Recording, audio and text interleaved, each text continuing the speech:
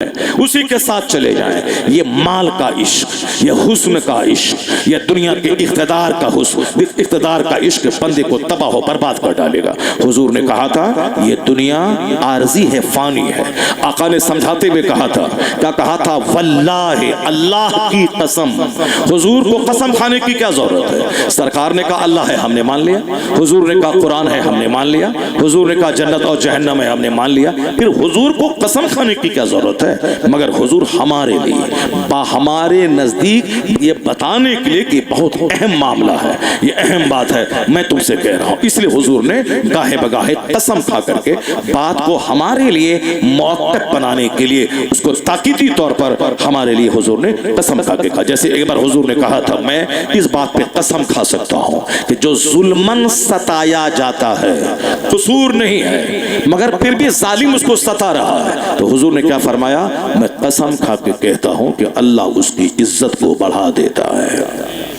جو ظلمن ستایا جاتا ہے، قصور نہیں ہے ہمارا، اور پھر بھی یہ ہم کو ستا رہا ہے. مصطفیٰ قسم کھا کے کیا کہتے ہیں؟ سچوں کے سردار، سچوں کے سردار کیا کہتے ہیں؟ میں قسم کھا کے کہتا ہوں کہ جو ظلمن ستایا جاتا ہے اللہ اس کی عزت کو بڑھا دیتا ہے.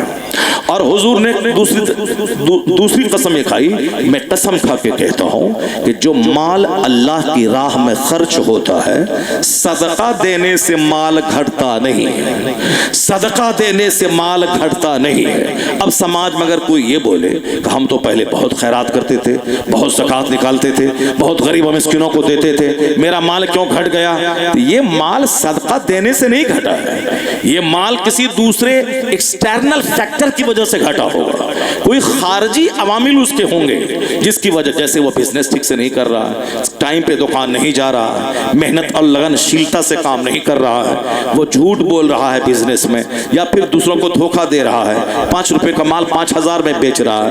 کچھ تو فیکٹر دوسرا رہے گا. یہ کہ میں صدقہ کر رہا تھا تو میرا مال گھٹ گیا، یہ 110% جھوٹ ہے. مصطفیٰ سچوں کے سردار ہیں، وہ قسم کھا کے کہتے ہیں کہ صدقہ کرنے سے مال گھٹتا نہیں ہے. یہ 100% تجربہ بھی ہے اور سارے لوگ آزما بھی لے اس کو کہ صدقہ کرنے سے مال گھٹتا نہیں ہے.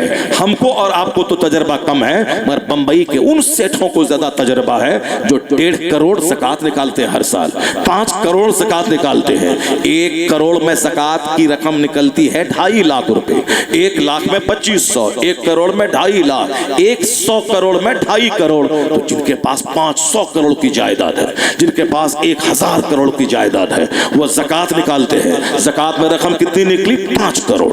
زکوٰۃ میں کتنے روپے نکلے اس کے؟ 2 کروڑ. ہم لوگ 2 کروڑ کا کبھی منہ نہیں دیکھتے ہیں. وہ 2 کروڑ زکوٰۃ نکال کے مدرسے میں دے دیا، اپنے پیر صاحب کو دے دیا 1 کروڑ روپیہ کہ آپ ان کو اپنے جہاں جہاں اپنے مدرسے ہیں، جہاں پڑھائی ہوتی ہے، جہاں غریب بچے کھاتے پیتے ہیں، بانٹ دیجئے. ہم لوگ تو 1 کروڑ کمائیں کتنے سال میں، یہاں 1 کروڑ ہر سال نکال رہے ہیں. اس کا اسٹیٹمنٹ ہے کہ میں زکوٰۃ میں جتنے پیسے نکالتا ہوں تو میرا مال تو گھٹ جانا چاہیے.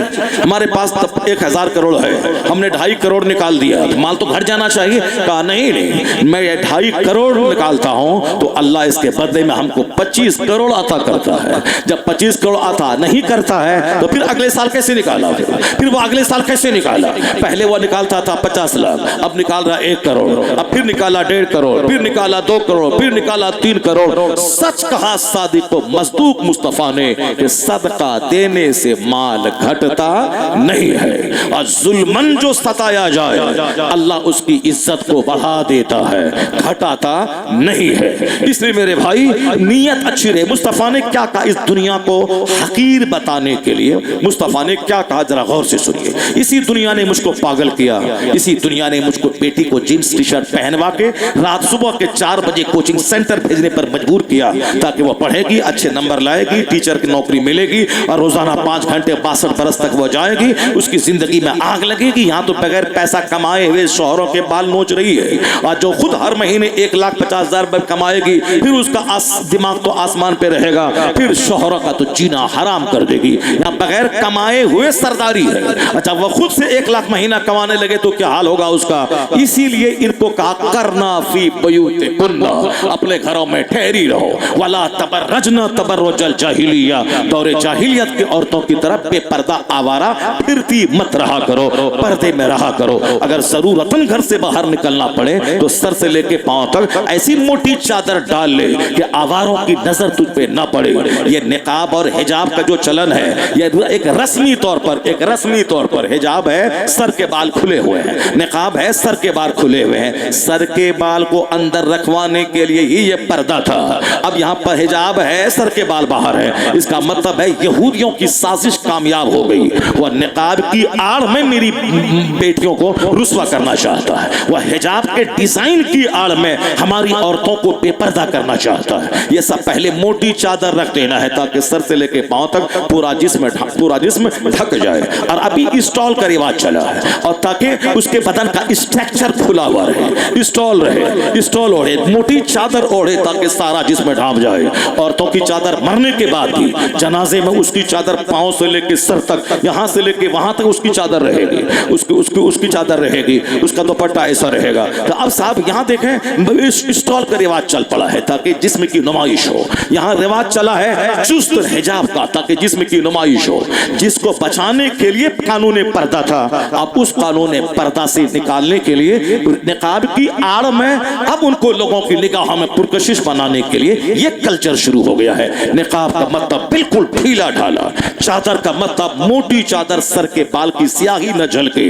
यहाँ तक है वो दुपट्टा जिसके ओढ़ने के बाद अंदर से बाल का काला रंग दिखाई पड़े, नमाज नहीं होगी। जब नमाज नहीं होगी तो फिर ये बाल की चूटी बाहर निकाल के सड़कों पे नुमाइश करना, शादी ब्याह में जाके उसकी नुमाइश करना, इसका क्या मतलब है? मतलब वह हिजाब को एक रस्म बना लिया है। अल्लाह के डर से, मुस्तफा की तालीम पर अमल करते हुए, इस्लामी शरीयत पर अमल करते हुए पर्दा नहीं है, वो एक रस्म है। समाज की सारी औरतें पहन रही हैं तो हम भी पहन रहे हैं, समाज की औरतें घूम रही हैं तो हम भी घूम रहे हैं। अल्लाह के डर से जिस दिन वो करेगी उस दिन ये सर के बाल खुले नहीं रहेंगे, क्योंकि बाल अगर औरतों की कंघी में जो टूट गए, मसला यहाँ तक है वह टूटा हुआ बाल जमीन में दफन कर दे, वह चौराहे पे ना फेंके। सर के टूटे हुए बाल को भी मर्दों के लिए देखना जायज नहीं है। जब सर के टूटे हुए बाल उसको जब देखना जायज नहीं है तो जो बाल सर में लगे हुए हैं उसका क्या हाल होगा? उसका जो बाल सर में लगे हुए हैं, इसका मतलब है जो दीन नहीं सीखेगा, दीन की गहराई में नहीं डूबेगा, और जो दीन नहीं सीखेगी हाल यही होगा, वो निकाब की आड़ में बेपर्दगी का मुजाहरा करेगी। उनको बता दिया जाए कि ये हिजाब, ये निकाब, ये बुर्का जरूरी नहीं है, हिजाब जरूरी है। हिजाब का मतलब ऐसी मोटी चादर ओढ़े कि सर से लेके पांव तक तो सारे पार्ट्स उठ के ढके हुए रहे, ताकि वह हुस्न भी ढका रहे। अगर वह बदसूरत है तो उसका ऐब भी ढका हुआ रहे, ताकि बदसूरती देख के समाज के लोगों को नफरत ना हो। और अगर खूबसूरत है तो 2-4 लुच्चे लफंगे दरिंदे की नजर न लगे कि सब उसको नोचना चाहें। तो पर्दे में ये बड़ा मेरिट और बड़ी क्वालिटी ये भी है कि पर्दे की वजह से हुस्न भी छुपा रहता है, पर्दे की वजह से ऐब भी छुपा रहता है, ताकि उसकी बदसूरती दूसरों पर आया ना हो, वरना रिश्ता मुश्किल से आएगा। उसका हुस्न बेनकाब ना हो, वरना 50 दरिंदे उसको निचोड़ना चाहेंगे, फिर केस मुकदमा, मार धाड़, मजहब बदलेंगे, लोग सब कुछ करेंगे। ये बेपर्दगी की वजह से इस्लाम के हर काम में हिकमतों का सैलाब छुपा हुआ है। जिस कौम की औरतों के झाझन की आवाज अजनबी मर्दों के कान में जाए, आया है किताब में कि अल्लाह उस कौम के मर्दों की दुआ को रद्द कर देता है। यानी जिस कौम की औरतें बेपर्दा फिरे, उस कौम के मर्द अगर मस्जिद में जाके दुआ करेंगे, दुआ कबूल नहीं होगी। वह खाने काबा में जाके दुआ करेंगे, दुआ कबूल नहीं होगी। दुआ की कबूलियत के लिए हलाल ग़िज़ा जरूरी है, और दुआ की कबूलियत के लिए औरतों का पर्दे में रहना जरूरी है। औरतों पर जुमा की नमाज फर्ज नहीं है ताकि वह पर्दे में रहे, क्योंकि जुमा की नमाज के लिए घर से बाहर निकलना पड़ेगा, वो घर से बाहर ना निकले, वो घर में रहे।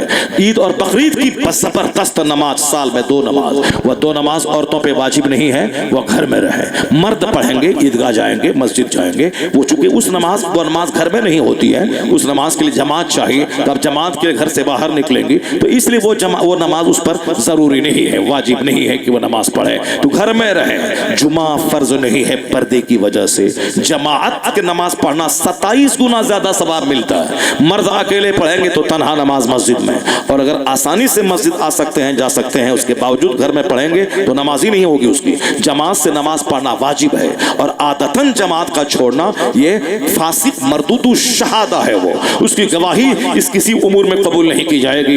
ये गुनाह है, गुनाह है, वाजिब तर्क करना ये गुनाह है, बहुत बड़ा गुनाह है। अब आप जरा गौर से सुनिए, मर्द जमात से नमाज ना पढ़े, उसकी नमाज घर में ना हो, और जमात से नमाज पढ़े तो 27 गुना ज्यादा सवाब मिले। मगर औरतों पे हुक्म है कि आंगन से बेहतर है वह दालान में पढ़े, दालान से बेहतर है वो घर के बीच में पढ़े, वहां से बेहतर है घर के एक कोने में पढ़े। जितना ज्यादा पर्दा हो उतना ही ज्यादा अच्छा है। वह तनहा नमाज घर में पढ़े, मर्द को जमात में के साथ पढ़ने में जो सवाब मिलेगा वही अजर औरतों को घर में पढ़ने से मिल जाएगा। औरत जुमा ना पढ़े, जोहर अपने घर में पढ़े, वही अजर मिल जाएगा। औरतें ईद बकरीद ना पढ़े, वो अपने घर में ठहरी रहें, मर्दों को वहां जाके जो अजर मिलेगा वो यहाँ घर में रहें, बाल बच्चों को सजाएं सवारें, शोहर की खिदमत करें, उनको वो अजर यहाँ मिल जाएगा। तो बताएं, जिस शरीयत ने पर्दे की वजह से जमात वाजिब नहीं किया, जुमा फर्ज नहीं किया, ईद बकरीद वाजिब नहीं किया, वो मेला और ठेला में जाने का परमिशन कैसे दे दिया? वो मजार पे जाने का परमिशन कैसे दे दिया?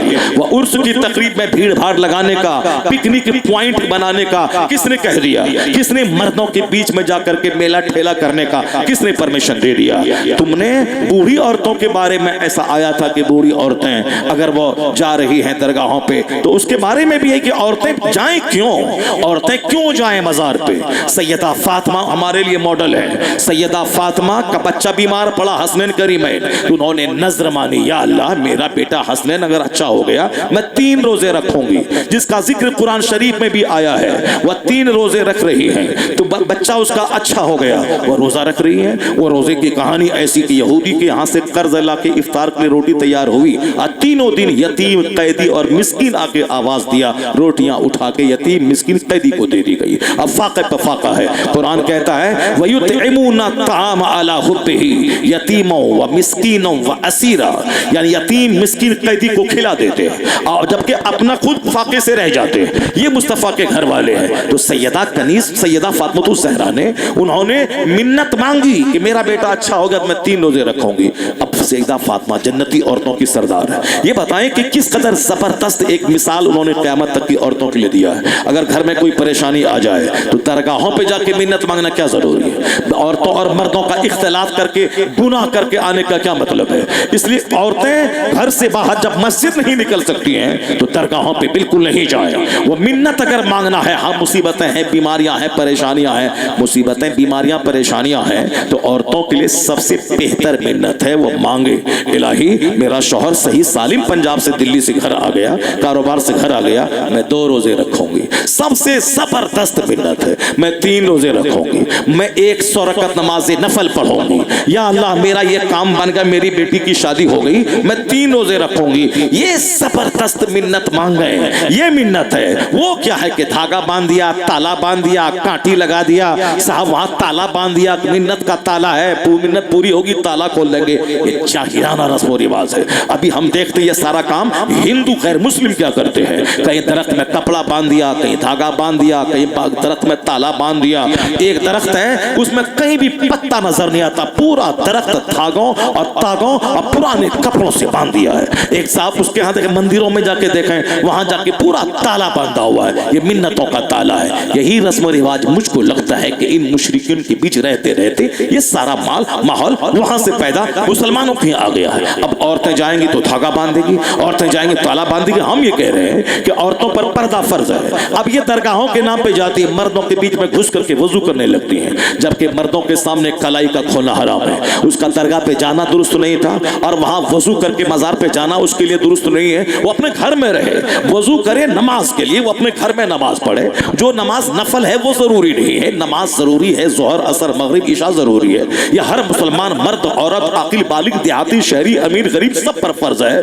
एक वक्त की नमाज छोड़ना हराम और गुनाह कबीरा है। जब नमाजें उस पर फर्ज है, घर में फजर असर जोहर मगरिब सब गायब है और दरगाह पे जाकर के मर्दों के बीच में वजू करके मर्दों के बीच में नमाज पढ़ रही है। बेपर्दगी हराम हराम हराम है। और जो मर्द अपनी बीवी की बेपर्दगी پردگی سے راضی رہے وہ دیوس ہے، اور دیوس پہ جنت کی خوشبو حرام ہے۔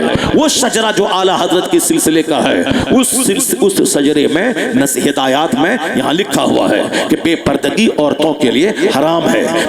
وہ دیوس وہ ہے جو اپنی بیوی کی بے حیائی پر، اس کی بدکاری پہ راضی رہے، اس کا نام ہے دیوس۔ لیکن وہی دیوس نہیں ہے جو صرف زناکاری پہ راضی رہے، بلکہ جو بے پردہ اپنی عورتوں کو گھماتا پھرے اور عورت کی بے پردگی پہ جو راضی رہے وہ بھی دیوس میں شمار کیا جائے گا۔ تو بس نام ہے اعلیٰ حضرت کا، اور نام ہے صاحب سلسلے کا فلاں سے مرید ہے، اور کام سارا اپنے مرشد کی اجازت کے حکم کے خلاف کام کرے، اور کہتے ہیں اللہ کہاں ہے، رسول اللہ کہاں ہے، مصیبت کیوں آ گئی، مسلمان برباد کیوں ہو رہے ہیں۔ بس ایک چیپٹر میں کھولتا ہوں، جس طرح ابھی آپ جی رہے ہیں کہ جو نماز پڑھے روزہ رکھے اس کو ہم صوفی، اس کو ہم غریب، اس کو ہم سماج کا حقیر سمجھتے ہیں۔ جو مالدار رہے، چاہے حرام کا پیسہ کما کے زبردست دروازہ لگائے، فارچونر خریدے، 1 ایکڑ زمین میں گھر بنائے، شاندار 2 منزلہ 5 منزلہ گھر بنائے، اب اس کو کہتے ہیں واہ صاحب کیا اللہ نے آپ کو نوازا ہے،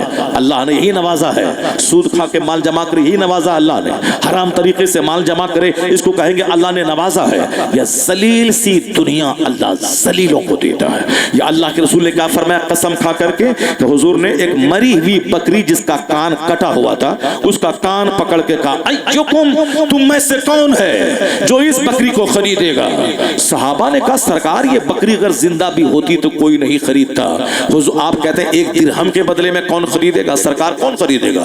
یہ تو اگر زندہ بھی رہتی تو کوئی نہیں لیتا، چونکہ اس کے کان کٹے ہوئے ہیں، کان کٹے ہوئے ہیں، کان کٹے ہوئے ہیں، اچھے جائے کہ مر چکی ہے، اب اس کو 1 درہم کے بدلے میں کون خریدے گا؟ آقا فرماتے ہیں جس طرح تمہارے نزدیک اے بدار بکری تمہارے نزدیک بے وزن ہے، ذلیل ہے، کوئی اس کو فری میں نہیں لے گا، اس قدر تیرے نزدیک ذلیل ہے۔ مصطفیٰ کہتے ہیں واللہ للدنیا اہون علی اللہ، اللہ کی قسم یہ دنیا جس کو بہت بڑی چیز سمجھتے ہو، یہ دنیا جس نے مدرسہ مسجد خانقاہ جلسہ سب کو اجاڑ دیا، جس نے ہمیں جانوروں سے بدتر عادات و اطوار دے دی، سلام کلام سب ختم، عاجزی بردباری نرمی سب ختم، گھمنڈ غرور کینہ کدورت حسد جلن، دوسروں کو نام بگاڑ کے بولنا، دوسروں کی توہین کرنا، زنا شراب سود، یہ جو سر سے لے کے پاؤں تک گناہوں میں ڈوب گئے، اسی دنیا کے چند سکے دنیا کی خواہشات نے تباہ کیا۔ وہ دنیا کیا ہے؟ حضور کہتے ہیں جس طرح تمہارے نزدیک یہ مری ہوئی بکری ذلیل ہے، اس سے زیادہ ذلیل یہ دنیا اللہ کے نزدیک ہے، اس سے زیادہ ذلیل یہ دنیا اللہ کے نزدیک ہے۔ جو دنیا آپ حرام کر کے کمانا چاہتے ہو اللہ کے نزدیک ذلیل ہے۔ یہ دنیا کے چلتے آخرت برباد نہیں کی جائے گی، اللہ دنیا تلاش کی جائے گی حلال طریقے سے، مکان بنایا جائے گا حلال طریقے سے، کھانا کھایا جائے گا حلال طریقے سے، گاڑی خریدی جائے گی حلال طریقے سے جائز طریقے سے، حرام سے کھانا، حرام سے گھر بنانا، حرام سے کپڑا پہننا، حرام کما کے دولت جمع کر کے فخر کرنا اترانا کہ ہم سب سے بڑے مالدار ہیں، یہ ہے مذموم، اس کو کہا گیا یہ دنیا مری ہوئی بکری سے زیادہ ذلیل ہے۔ اس کو ہمارے بزرگوں نے کہا دنیا جیفا وطلابها کلاب، یہ دنیا مردار ہے اس کے طلبگار کتے ہیں، یعنی دنیا جیسے مری ہوئی بکری اس کا کھانے والا کتا، اسی طرح نماز روزہ حج زکات حلال حرام کی تمیز کھو کر جو صرف دنیا پہ فوکس کرے اور مال صرف حاصل کرے، اس کی مثال کتے کی جو مری ہوئی بکری پہ ریجھ رہا ہو۔ یہ اس قدر تاکید کی گئی ہے ہمارے بزرگوں نے، سرکار غوث پاک نے، خواجہ غریب نواز نے، اولیاء صالحین نے ہم کو بتایا ہے تم دنیا کے لیے نہیں پیدا ہوئے ہو، تم آخرت کے لیے پیدا ہوئے ہو۔ الدنیا مزرعۃ الآخرہ، یہ دنیا آخرت کی کھیتی ہے۔ یہاں فجر سے لے کے ظہر تک 8 گھنٹے حلال کمانا ہے، پھر واپس مسجد آنا ہے، پھر 2 گھنٹہ کمانا ہے، پھر واپس عصر میں مسجد آنا ہے، پھر 1 گھنٹہ بازار جانا ہے، پھر واپس مغرب میں مسجد آنا ہے، پھر 2 گھنٹہ بچوں کے پاس رہنا ہے، پھر واپس عشاء میں آنا ہے۔ تو بخاری کی حدیث میں آیا ہے کہ قیامت کے دن جس دن کوئی سایہ نظر نہیں رہے گا، نہ درخت کا سایہ، نہ مکان کی دیوار کا سایہ، نہ پہاڑ کا سایہ، سایہ 50,000 سال کا ایک دن آدمی سر ناک گردن تک پسینے میں ڈوبا رہے گا. اس دن گرمی میں سایہ تلاش کرے گا, اللہ کے عرش کے سائے کے علاوہ کوئی سایہ نہیں رہے گا. تو آیا ہے ان 7 خوش نصیبوں میں ایک خوش نصیب وہ ہے رجل قلبہ معلق بالمساجد, یعنی وہ جس کا دل مسجد سے لٹکا ہوا ہوگا, اللہ عرش کا سایہ قیامت کے دن اس کو نصیب فرمائے گا. رجل قلبہ معلق بالمساجد, یعنی وہ شخص جس کا دل مسجد میں لٹکا ہوا رہے گا, اللہ تبارک و تعالی اس کو قیامت کے دن اپنے عرش کا سایہ نصیب فرمائے گا. رجل قلبہ معلق بالمساجد, یعنی وہ آدمی جس کا دل مسجد سے لٹکا ہوا ہوگا. تو مومن حلال کمائے گا, کھیتی باڑی کرے گا, مکان بنائے گا, فارچونر بھی خریدے گا. اللہ تعالیٰ اگر حلال طریقے سے مال دے تو فارچونر خریدو, اللہ تعالیٰ حلال طریقے سے مال دے تو اچھا گھر بناؤ. حرام سے نہیں, حرام کا مطلب ہوا کہ زندگی آخرت دونوں تباہ و برباد ہو جائے گی. اللہ نے حرام میں خیر نہیں رکھا ہے, اللہ نے حلال میں خیر رکھا ہے. یہ حرام جو کفار و مشرکین سود کھاتے ہیں, مال جمع کرتے ہیں, اس کو تو چونکہ آخرت پر وشواس ہے نہیں, اسی لیے اللہ ان کافروں کو خوب مال دیتا ہے تاکہ یہاں اچھا گھر بناؤ, زمین خریدو, خوب شراب پیو, خوب کھا پی کر کے تون اونچا کرو, خوب موٹا بنو, مشٹنڈا بن جاؤ. کیونکہ مرنے کے بعد تو صرف آگ ہی وہ آگ ہے. آگ کا کھوٹا, آگ کی زنجیر, آگ کی دیوار, آگ کی چھتیں, وہ سب آگ ہی آگ ہے, اور اس کا آغاز دنیا ہی سے ہو جاتا ہے. یہاں آگ میں جلا جلا کے پیٹ پیٹ کے مار کے یہیں سے آگ کا آغاز ہو گیا. اب قبر میں آگ, حشر میں آگ, عالم برزخ میں آگ, یعنی آگ ہی آگ ہے. ہمیشہ فی نار جہنم, ہمیشہ جہنم کی آگ میں, جس کو سدا کھربوں سال, اربوں سال, مہاسنکھوں سال آگ میں رہنا ہے. تو دنیا کا 100 سال کا مطلب 1 منٹ. تو 1 منٹ اچھا سے کھا پی لے, موٹا ہو جا, خوب نارنگی, سنترا, خربوزہ, تربوز سب کھاؤ, بریانی یا چاؤمین, برگر, سینڈوچ, صاحب مرغ مسلم, پستہ, خورما, صاحب جو ہو سب کھاؤ, dry fruit, vegetable, seasonal fruit سب کھاؤ, صاحب چاؤمین کھاؤ, برگر کھاؤ, سینڈوچ کھاؤ, سب کھاؤ, کھا کر خوب موٹا ہو جاؤ, اور اس کے بعد مرو تاکہ خوب خربوں سال, اربوں سال, مہاسنکھوں سال آگ میں جلنے کے لیے چلے جاؤ. اللہ تعالیٰ فرماتا ہے قرآن میں, زینا للذین کفروا الحیات الدنیا, اللہ نے دنیا کی زندگی کافروں کے لیے سجا دی ہے, ڈیکوریٹ کر دیا ہے, خوب دولتیں دی ہیں, خوب مکان دیا, خوب خوبصورتی دی ہے, خوب گاڑی چھکڑا سب دیا ہے. زینا, ڈیکوریٹڈ, اللہ نے سجا دیا ہے. کن کے لیے؟ جو اللہ کو نہیں مانتا ہے, جو اللہ کا انکار کرتا ہے. اور اللہ آگے فرماتا ہے والذین اتقوا فوقهم یوم القیامہ ویسخرون من الذین آمنوا والذین اتقوا فوقهم یوم القیامہ. اللہ کیا کہتا ہے؟ یہ مسلمانوں کو دیکھ کے ہنستے ہیں, غریبی کا مذاق اڑاتے ہیں, ان کے ڈھیر بچہ پیدا کرنے کا مذاق اڑاتے ہیں, یہ مذاق اڑاتے ہیں مسلمانوں کا. اللہ نے کیا کہا؟ تم نے اگر صبر کیا, اللہ سے ڈرتے رہے, تم نے اس کی پرواہ نہیں کی کہ مذاق اڑانے کی, تو اللہ کہتا ہے قیامت کا دن, جہاں کا ایک دن 50,000 سال کے برابر ہوگا, اصل تو وہ دن ہے, تو اللہ کہتا ہے اس دن تم کو غلبہ ملے گا, تم کو عزت ملے گی, تم ان مشرکین پہ غالب آ جاؤ گے.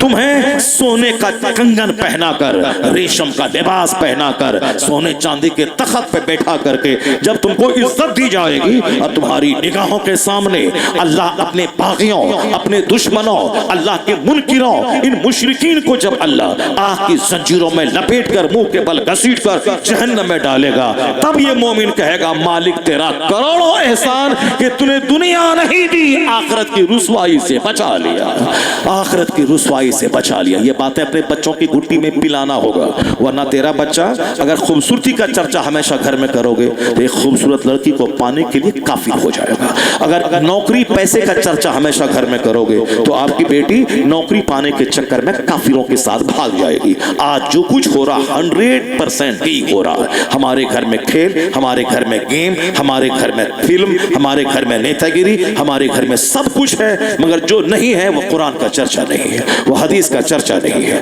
جنت کا چرچا نہیں ہے, آخرت کا چرچا نہیں, جبکہ پورے قرآن میں صرف آخرت کا مفہوم, صرف آخرت کی باتیں بھری ہوئی ہیں. حدیث پاک میں صرف آخرت کی باتیں بھری ہوئی ہیں. لا عیش الا عیش الآخرہ, یہ کرنا ہوگا, ورنہ آج تو بچے کم بھاگ رہے ہیں, آنے والے وقت میں چارمنگ اس کے پاس رہے گی, اور ہم اپنے بچوں کو گلیمر اور چارمنگ کی باتیں کریں گے تو وہ چارمنگ وہاں ملے گا, وہیں بھاگ جائے گا. اگر ہم یہاں مکان دکان گاڑی چھکڑی کی بات کریں گے تو ہماری بچی کو جہاں مکان دکان گاڑی چھکڑا ملا مشرکوں کی طرف سے وہ وہیں بھاگ جائے گی. اور حضور نے سچ کہا اخیر زمانے میں اتنا لوگ کمزور ہو جائیں گے کہ صبح مومن رہیں گے شام کافر ہو جائیں گے, شام مومن رہیں گے صبح کافر ہو جائیں گے. وَيُبِيعُ دِينَهُ بِعَرَضٍ مِّنَ الدُّنْيَا. اللہ کے رسول کہتے ہیں اخیر زمانے میں لوگ دنیا کے بدلے میں اپنا دین بیچ ڈالیں گے, دنیا کے بدلے میں اپنا دین بیچ ڈالیں گے. جیسے ابھی کل سنا رہا تھا امر ڈوبھا میں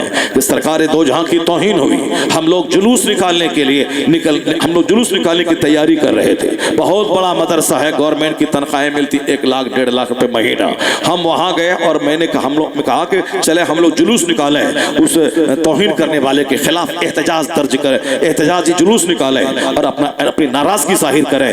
جلوس نکال کر کے کہ ہم اس کی اس حرکت سے ناراض ہیں, گورنمنٹ سے مطالبہ کرتے ہیں کہ ان کو روکا جائے, اس کو جیل میں دیا جائے اور اس طرح کی آنے حرکتوں سے, اونچی حرکتوں سے لوگوں کو بچایا جائے, گورنمنٹ ایکشن لے اس کے خلاف. ہم لوگ نکالیں گے.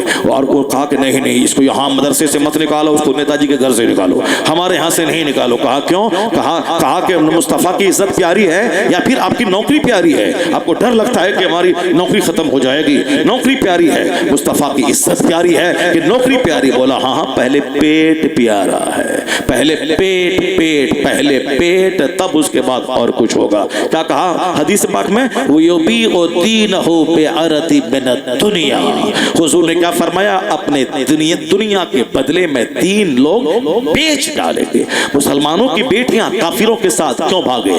حضور باپ نے آخرت نہیں بتایا, 50,000 سال کا ایک دن ہوگا وہ نہیں بتایا, قرآن پاک کے ہر چیپٹر میں آخرت جنت کی بات وہ نہیں بتایا, سرکار دو جہاں نے جو باتیں کی ہیں وہ نہیں بتایا, سرکار کی زندگی نہیں سکھایا. اقالیس یہ نہیں کہ مسلمانوں کو دبدبا نہیں ملے گا, آج بدعملی کی وجہ سے رسوائی ہے, ورنہ تمہیں معلوم ہے سرکار دو جہاں کو لوگوں نے کیا تکلیف نہیں دی. 3 سال تک ابو طالب کی گھاٹی میں آپ رہے, اپنے خاندان والوں کے ساتھ مقید رہے. طائف کی وادی میں لہو لہان کر دیے گئے, مکہ والوں نے راستے میں کانٹے بچھایا, گلے میں چادر ڈال کے آپ کو کھینچی گئی, یہاں تک تکلیف دی گئی, یہاں آپ گلے میں چادر ڈال کے کھینچی گئی, یہاں تک تکلیف دی گئی کہ آپ کے قتل کا پلان بنایا. آپ مکہ چھوڑ کر مدینہ چلے گئے, اپنا وطن پیدائشی وطن چھوڑ کے مدینہ گئے. یہ بتاؤ کیا ہوا, اس کا بدلہ کیا ہوا؟ حضور نے صبر کیا, حضور نے حکمت سے کام لیا, حضور نے اسلام کی تبلیغ نہیں چھوڑی, اپنے ماننے والوں کو بالکل ٹرینڈ کیا. تو کیا ہوا؟ یہی ہوا جو ہونا تھا. جن کو مکہ سے نکال دیا گیا, لہو لہان کر دیا گیا, میدان بدر, میدان احد اور غزوہ احزاب میں جہاں مسلمانوں کو تکلیفیں دی گئیں, 70 مسلمان شہید ہو گئے, جہاں مسلمانوں کا گھر سے باہر نکلنا مشکل تھا, لیکن حق پھر غالب آیا. حضور کا صبر رنگ لایا, سرکار کی حکمت رنگ لائی, سرکار کی جد و جہد رنگ لائی. وہ رنگ یہ لائی کہ ہجرت کے 8 سال کے بعد سارا مکہ فتح ہوا اور سارا عرب کفر اور شرک سے خالی ہو گیا. اور ایسا ہوا وہی جنہیں مارا جا رہا تھا وہی مکہ کے حاکم بن گئے, وہی مدینہ کے حاکم بن گئے, وہی یمن کے حاکم بن گئے. پورے عرب, پوری آدھی دنیا, آدھے بھوبھاگ پہ مسلمانوں کو سلطنت مل گئی, تاکہ دنیا والا جان لے کہ جھوٹ کو عزت نہیں ملتی ہے, سچائی کو عزت ملتی ہے.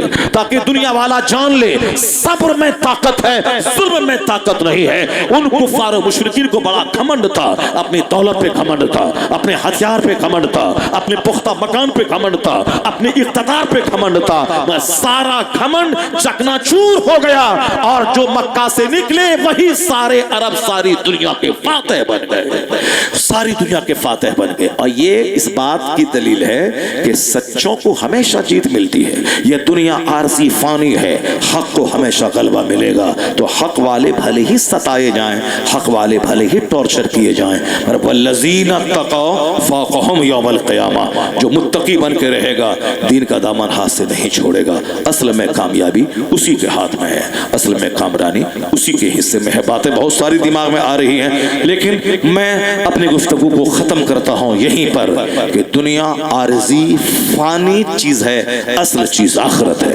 اپنے گھر میں نیکوں کا چرچا کیجئے، اپنے گھر میں آخرت کا چرچا کیجئے، اپنے گھر میں بزرگوں کا چرچا کیجئے۔ اس معنی کر کے بزرگوں کے چرچے سے ایمان مضبوط ہوگا، صبر کا جذبہ پیدا ہوگا، قناعت کا جذبہ پیدا ہوگا، دنیا داری سے بندہ بچے گا۔ اپنے بال بچوں کو نہ دیجئے گھر، مت نہ دیجئے مکان، بلکہ اپنے بچوں کو مومن بنا دیجئے، مومن کامل بنا دیجئے۔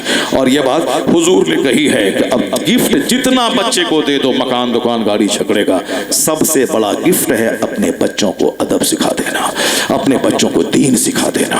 اس لیے حضور نے نہیں کہا کہ جتنا زمین تمہارے پاس ہے بچوں کو خرید کے دو، جو 4 بچے ہیں تو 4 کمرے مکان بنا کے دے دو، یہ کہیں نہیں حضور نے کہا۔ البتہ یہ کہا جب تیرے بچے کی عمر 7 سال ہو نمازی بناؤ، جب بچہ 10 سال کا ہو نماز نہ پڑھے مار کے نمازی بناؤ، جب بچہ جوان ہو جائے شادی دلا دو۔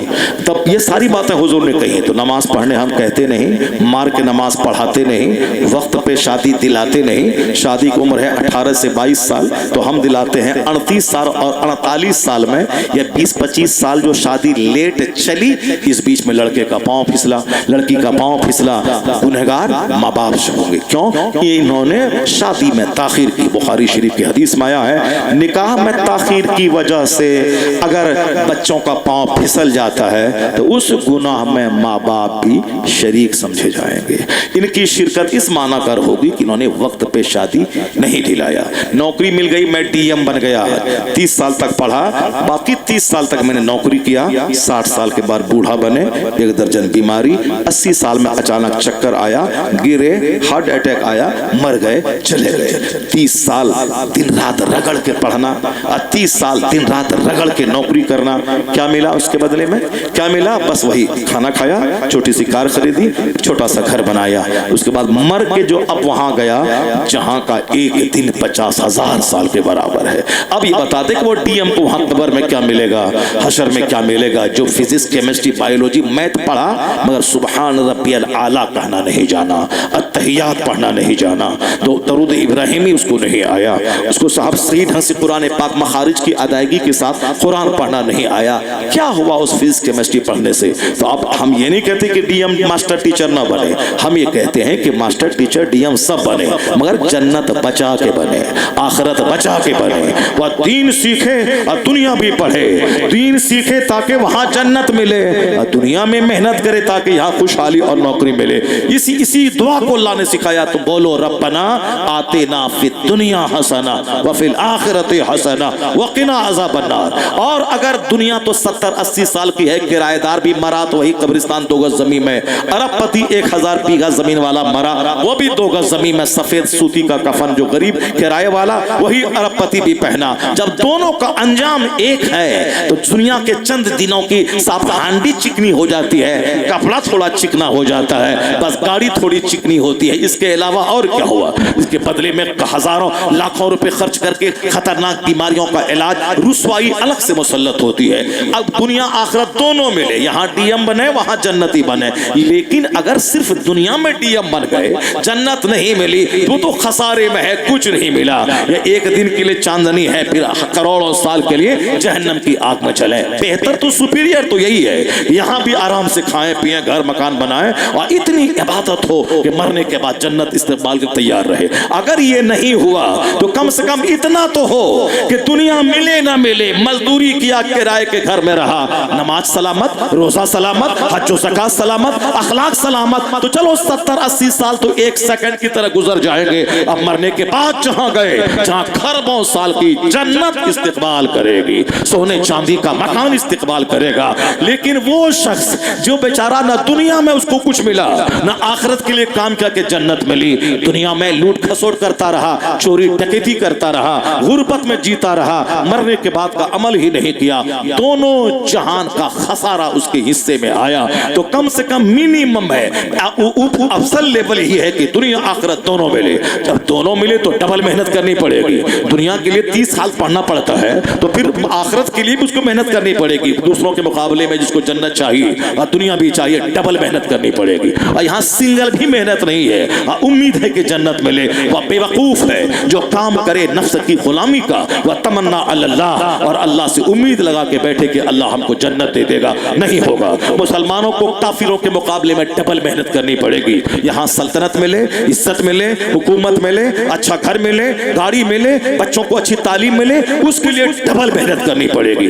دنیا میں خوب محنت کرنی پڑے گی، خوب بچوں کو پڑھانا پڑے گا، خوب بچوں کو تعلیم کے پیچھے اس کو لگانا پڑے گا، اپنا کم کھائیں بچوں کو پڑھائیں، لیکن بچوں کی گھٹی میں اسلام بھی پلانا ہوگا تاکہ 70 سال کے بعد جب وہ مریں تو پھر مرنے کے بعد وہاں خربوں سال آگ میں نہیں جائے، بلکہ نماز سلامت رہے، فزکس بھی سلامت رہے، فزکس بھی پڑھے، بہار شریعت بھی پڑھے، فزکس پڑھے تو نوکری ملے گی، دنیا ملے گی، اب بہار شریعت پڑھ کے نمازی بنے تو دنیا میں عزت ملے گی، مرنے کے بعد مصطفیٰ کی جنت ملے گی۔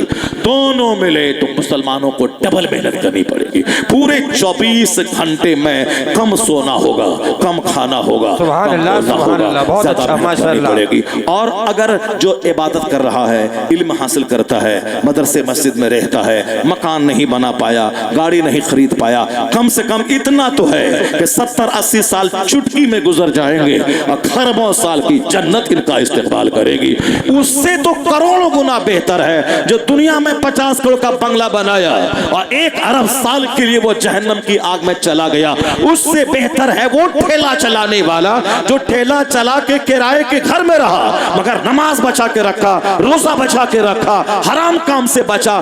دنیا تو جیسے تیسے گزر ہی جائے گی، پھر وہی قبر میں جہاں ارب پتی گیا ہے اسی قبرستان میں چلا جائے گا، مگر ایک ایک تکلیف کے بدلے میں اللہ جب جنت میں انعام عطا فرمائے گا تو مالدار تمنا کریں گے کہ کاش ہم بھی غریب ہوتے، ہمارے بدن کو کینچی سے کاٹ دیا گیا ہوتا تاکہ جو عزت آج ان غریبوں کو ملی ہے وہ عزت مجھے بھی مل گئی۔ بے شک سبحان اللہ، بہت خوب حضرت ماشاءاللہ، کم سے کم اتنا تو ہو جائے۔ اسے مولوی پر ترس مت کھائیے، مولوی کے پاس 1 لاکھ مہینہ نہیں ہے، نماز پنجگانہ ان کے پاس ہے، تلاوت ان کے پاس ہے، دولت ان کے پاس ہے۔ اور آپ جس نبی کا کلمہ پڑھتے ہیں وہ نبی محترم فرماتے ہیں رکعت الفجر خیر من الدنیا وما فیہا، فجر کی 2 رکعت نماز دنیا میں جو کچھ ہے اس سے بہتر ہے، اس سے بہتر ہے۔ دنیا میں ساری سلطنتیں، سونے چاندی، ہیرے موتی، جواہرات، ڈیزل پیٹرول سب دنیا میں ہے۔ حضور کہتے ہیں 2 رکعت نماز دنیا میں جو کچھ ہے، 2 رکعتس of Fajr is better than the world and whatever is in it۔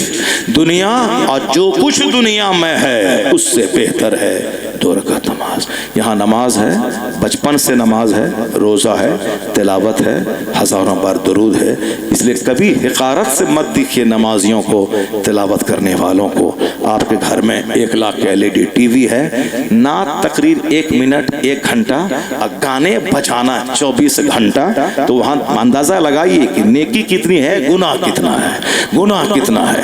اور اپنے محل پہ اترائیے مت، کل سانس کا سلسلہ ٹوٹے گا، پھر وہی جہاں گاؤں کا جمن جو مزدوری کر کے مٹی کی دیوار میں رہتا تھا وہ بھی اسی قبر میں گیا ہے جہاں 1000 ایکڑ زمین کا جوتنے والا گیا ہے۔ اس لیے ان پر ترس مت کھائیے، ہاں مولوی صاحب ہے، پیسہ کم ملتا ہے، 5000 روپے مہینہ کماتا ہے، بیٹے کو نہیں پڑھانا ہے۔ وہ اپنے بیٹے کا دشمن ہے، جو DM بنایا جنتی نہیں بنایا۔ وہ اپنے بیٹے کا خیر خواہ باپ ہے جو دنیا کا بھی علم دیا یا کہ یہاں نوکری ملے، اچھا کھائے پیے، اور جنتی بنایا تاکہ دیندار ہے جنتی جائے۔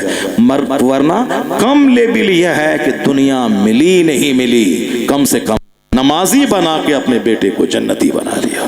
اتنا تو کم سے کم کیا کہ دنیا رہے نہ رہے کم سے کم آخرت تو رہے گی، اور آخرت نہیں ملی دنیا ملی وہ بھی خسارے میں، اور جس کو دنیا بھی نہیں ملی آخرت بھی نہیں ملی وہ ڈبل خسارے میں، اور جس کو کچھ نہیں ملا جنت مل گئی وہ خوش نصیب ہے، خوش نصیب ہے، دونوں جہان کی بھلائی مل گئی۔ اللہ تبارک و تعالی ہم کو آپ کو سبھوں کو بزرگان دین کی زندگی سے روشنی حاصل کرنے کی توفیق عطا فرمائے، ان کے طرز عمل پہ زندگی گزار کر دنیا اور آخرت دونوں جہان کی